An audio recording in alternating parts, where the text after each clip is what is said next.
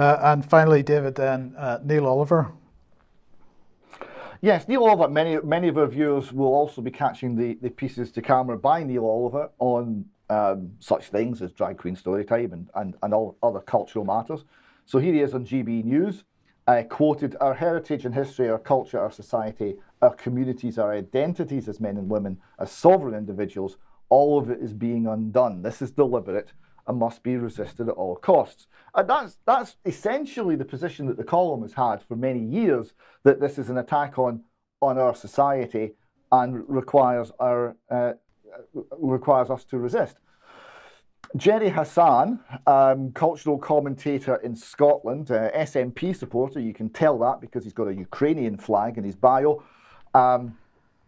it says in response, WTF, because the left can't say anything without swearing, with ultra-right hate. What's up with ultra-right hate preacher Neil Oliver as he descends into fascist imagery, demagoguery? Where is it going to end? At the moment, there's a tiny audience for this in the UK and elsewhere, but there's a rising ultra-right advocacy and normalisation of fascism.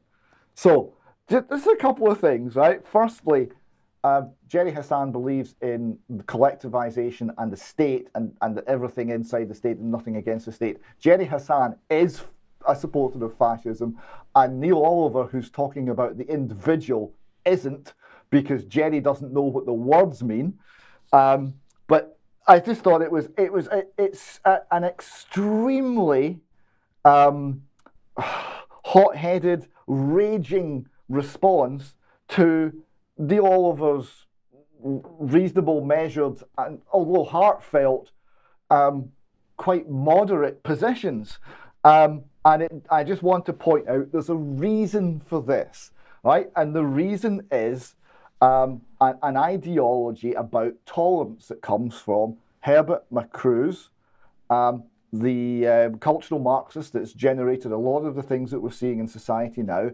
And he wrote a paper called Repressive Tolerance that appeared in a Critique of Pure Tolerance. And what repressive tolerance is basically the principle that they're going to tolerate anything from the left. Doesn't matter how kooky, it doesn't matter how wacky, it's okay, it will be considered, it will be discussed, it will be looked at as a sensible proposal.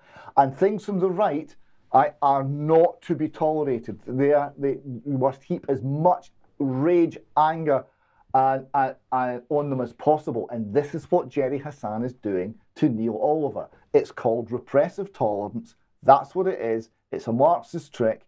Everybody, please don't fall for it. And just to illustrate the nature of this thing, with a final closing cartoon, we've got in the middle of ripping someone's heart out on an altar, the indigenous people are disturbed by some white settlers from Europe, and they say, "Oh, look, here comes the far right."